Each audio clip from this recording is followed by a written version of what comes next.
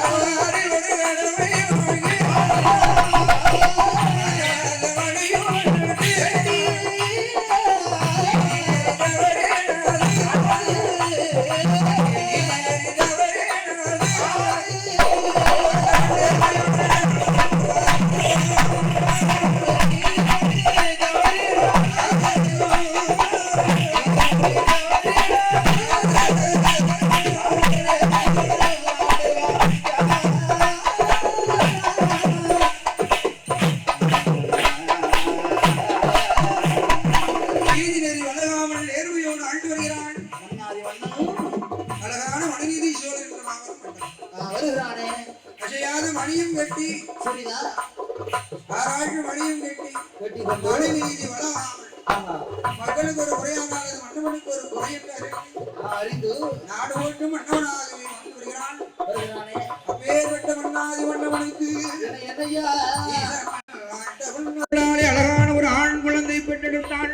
எடுக்கிறானே. அப்பேற்பட்ட மன்னவனுக்கு என்ன ஆண் குழந்தை பிறந்திருக்கிறது. பிறந்தது ஒரு பிள்ளைக்கு வீதி விடங்கன் என்று ஒரு பேர்நாமத்தை சூட்டி சரி அந்த குழந்தையை அழகுடனேயே வளர்த்து வருகிறான். எப்படி வளர்த்து வாராங்க? எப்படி ஐயா?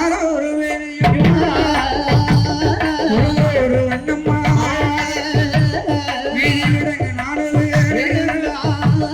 அழகுடனே வளர்த்து வரும் நாளை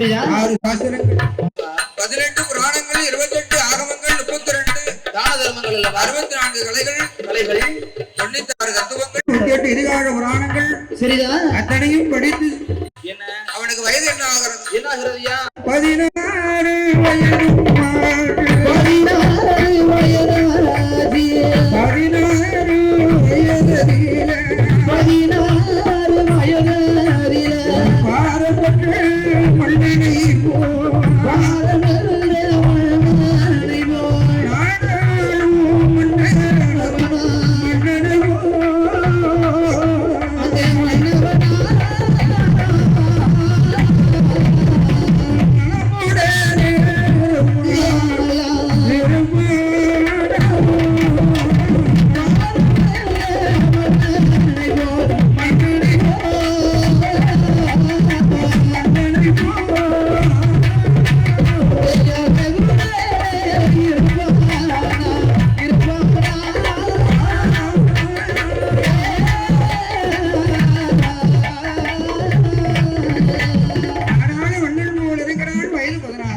ஆகிறது 16 வயதிலே வடநீதி சூழல் பார்க்கிறான். என்ன நம்முடைய மகன் நாடாளு வேந்தனாக இருக்கிறான் சரி இல்லையா?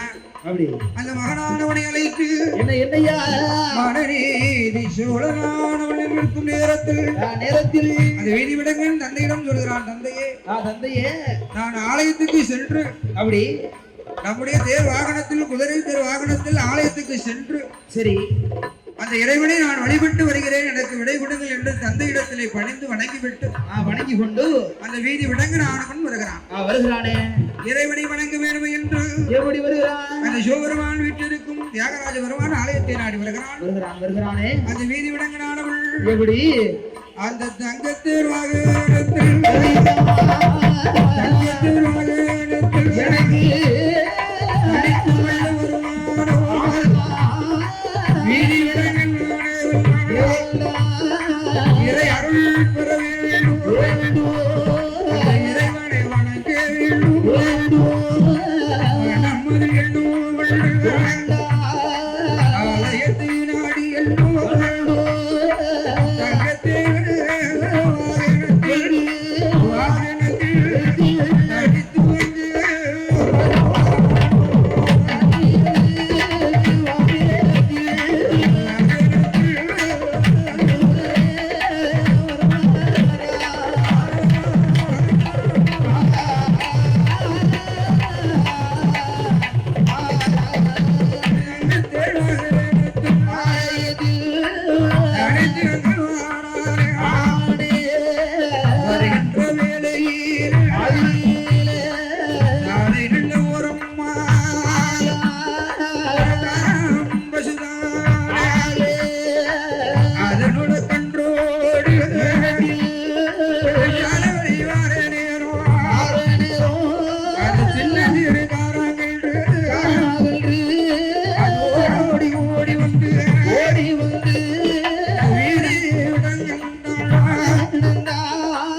வந்து வருகின்ற தேரதில் சக்கரத்தில்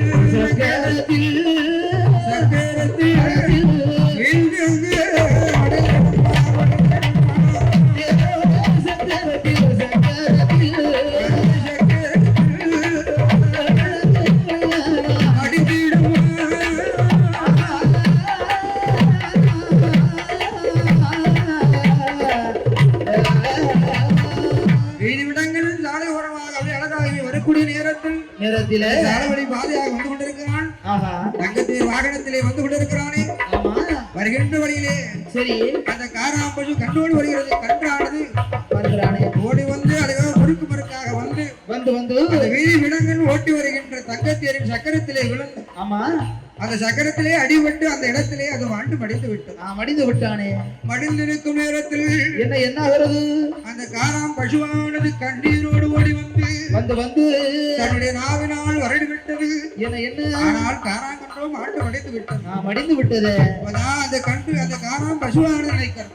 சரி இங்கே ஆண்டு வருகிறானே மன்னவன் நீதி நெறி அபராத மன்னவன் சோழன் இல்லையா? ஆமா அந்த கன்றை நாங்கள் பிரிந்து விட்டோமே நமக்கு துணையாக இருக்கக்கூடிய நம்முடைய பிள்ளையை நாங்கள் பிரிந்து விட்டோமே என்று இந்த மன்னனிடத்திலே என்று முறையிட வேண்டும் என்று இந்த காராம்பசுவானது என்ன ஓட்டமும் நடையும்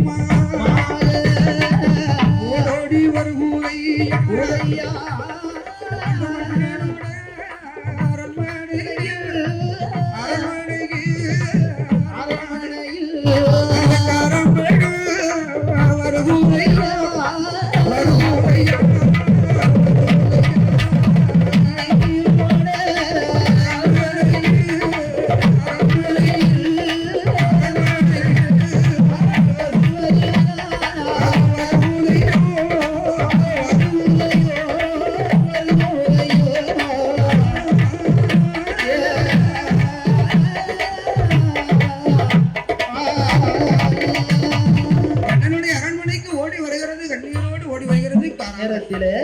அப்படி ஓடி வந்து மன்னன் கட்டி இருக்கிறானே ஆராய்ச்சி மணி சரிதான் அந்த மணியின் கயிற்றை தன்னுடைய வாயினால் அப்படி அசைத்த நேரம் என்ன மணி யோசை யாருக்கு கேட்கறது? யாருக்கு ஐயா? மணிநீதி சோழனான மன்னவனுக்கு மணி ஓசை கேட்டவுடனே பார்த்தனாக இதனால் இதுவரை மக்கள் குறைகளை போக்க வேண்டும் என்று ஆராய்ச்சி மணி கட்டியிருந்தோம். சரி இதுவரைக்கும் எந்த ஒரு மணிசத்தும் காதில் கேட்டதில்லை.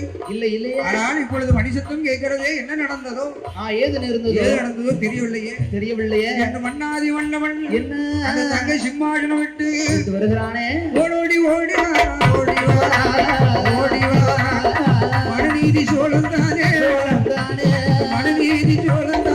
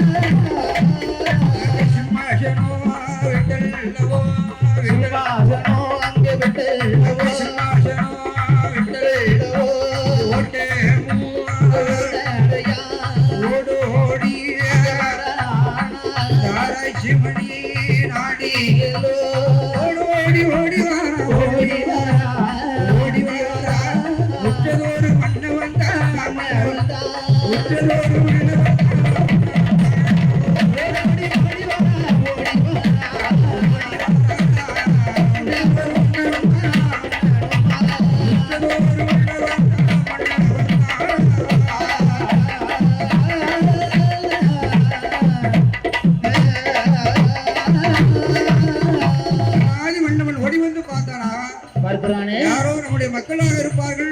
அவர்கள் குறைகளை போக்க வேண்டும் என்று வந்தோம். ஆனால் இந்த இடத்திலே இந்த காராம்பசு இருக்கிறதே என்ன நடக்குது தெரியவில்லையே. மந்திரிமார்களை அழைத்து விவரத்தை கேட்டான். நடந்த விவரத்தை சொன்னார். சொன்ன பொழுது அப்படியானால் இந்த காராம்பசுவுக்கும் நீதியை கொடுக்க வேண்டும். சரி நம்ம மீது நம்பிக்கை வைத்துதானே இந்த காராம்பசு ஆராய்ச்சி மணி இருக்கிறது. அதற்கு தகுந்த நீதியை கொடுக்க வேண்டும் அல்லவா? அப்பதான் மந்திரிமார் அழைத்தாங்க. அப்பா அடியப்பா இந்த பசுவின் கன்றை ஏற்றி சரி கொலை செய்தான் என்னுடைய மகன் வீதி விடங்கனை அழைத்து வாங்க. இந்த கன்றை பிரிந்து பசு எவ்வளவு துயரப்படுகிறதோ எவ்வளவு துன்பப்படுகிறதோ சரிதான் அதே தன்மையை நான் அனுபவிக்க வேண்டும் அல்லவா?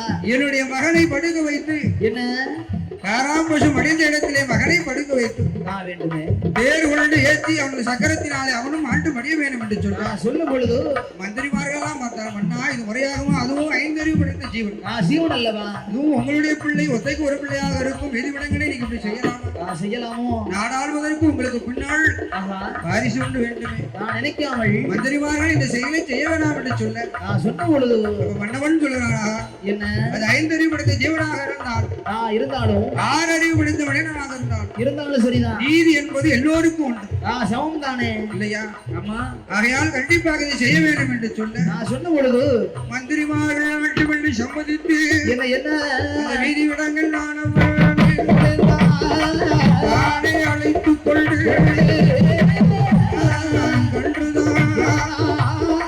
மணிப்போர் இடத்தை பெற்ற பிள்ளையத்தான்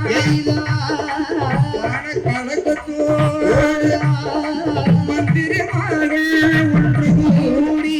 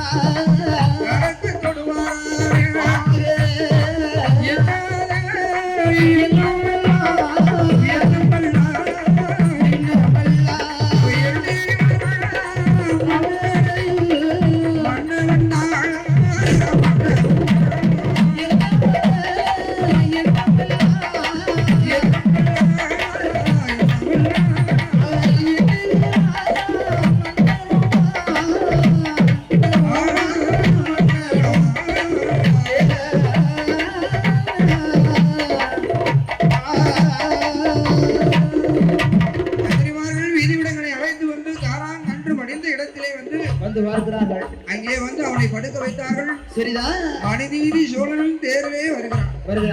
அந்த தங்க தேரை ரதத்தை ஓட்டிக்கொண்டு கொண்டு அப்படி வருகிறானே மன்னவள். என்னையா மகன் என்றும் பாராமல் என்றும் பாராமலே நீதியத்தான் கொடுக்கணும் நீதியை நிலைநாட்டு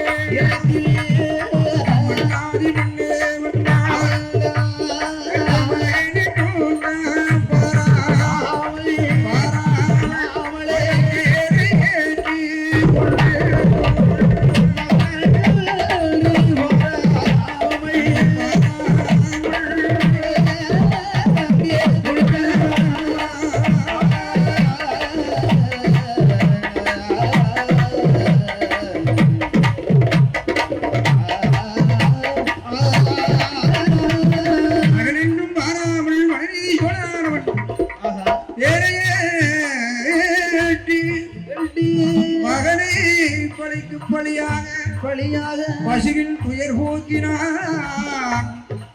மகனோ அங்கே வாழ்ந்து விட்டான். அப்படி வாழ்ந்து மடிந்திருக்கும் நேரத்தில் அந்த ஆராய மார்க்கமாகவே இறைவனாய் ஆண்டவன் அந்த ரிஷப வாகனத்தில் ஈஸ்வரனாய் ஆண்டவன் சிவபெருமான் அம்பிகை பார்வதி சமேதனாய் மணிநீதி சோழனான மன்னனுக்கு காட்டி கொடுக்கிறாள். ஆண்டவன் காலை ஒரு வாகனத்தில் பார்வதாதேவி வருகிறானே. பகவான் காட்டி கொடுத்த அப்பா மனுநீதி சோழா உன்னுடைய நீதி எத்தனை சரிதான். இந்த உலகம் எல்லாம் புகழ் பெற வேண்டுமே இந்த உலகம் போற்ற வேண்டும். அதற்காகவே சின்ன ஒரு சோதனை நான் செய்து பார்த்தேன். ஆனால் ஒரு நாள் உன் தர்மத்தையும் உன் நீதியும் நீ தவற விட்டதில்லை அப்பா. இல்லையே மன்னா. ஆகையால் இப்பொழுது என்ன அந்த இறந்த காராங்கன்றையும் உன்னுடைய மகனையும் உயிர்ப்பித்து தருகின்ற சொன்ன பொழுது ஈசன் பார்வதா தேவியானவர்கள் தேவாதி தேவர்கள் ஆகாய மார்க்கமாக உருமாறி உழைத்தார்கள். முதலாவதாக அந்த மனித காராங்கன்று உயிர் பெற்று இருந்ததோ மறுபுறமாகவே வீதிவிடங்கள் உயிர் பெற்று வந்தான். சரிதான். அப்ப நான் ஈஸ்வரன் சொல்லுங்க அப்பா மணிநீதி சோழா என்ன அந்த உலகத்திலே ஆயுள் இருக்கும் வரையிலும் நீதியோடும் தர்மத்தையோடும் நிலைநாட்டி கொண்டு ஆயுள் முடிந்தவரும் சரிதான் என்னுடைய சிவபதத்தை அடைவாயப்பா என்று ஆண்டவன் சிவபெருமான் வாழ்த்தினான்.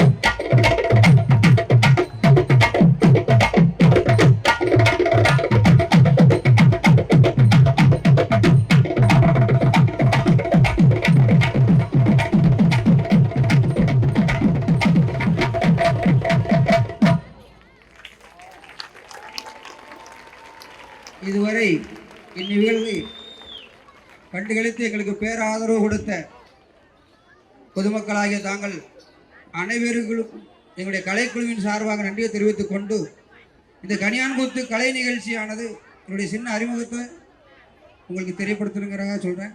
இந்த கனியான்குத்து கலை நிகழ்ச்சியானது தென் மாவட்டங்களில் குறிப்பாக திருநெல்வேலி, தூத்துக்குடி, தென்காசி, கன்னியாகுமரி மாவட்டங்களில் இந்த கலையானது மிகவும் பிரசித்தி பெற்ற ஒன்றாகும்.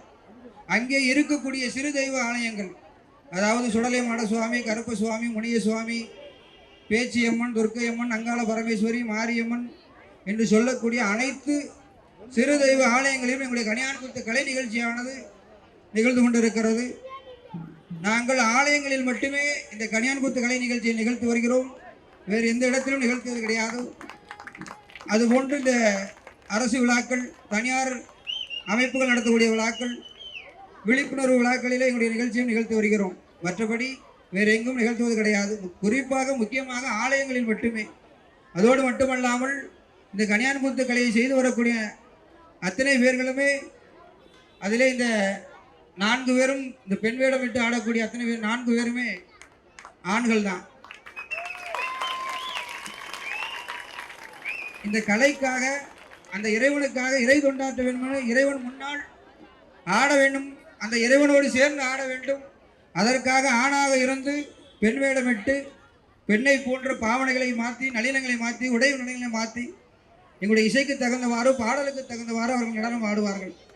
எங்களுடைய கோயில் திருவிழாக்களிலும் இதே நிகழ்வு தான் அங்கே நடந்து கொண்டிருக்கும்.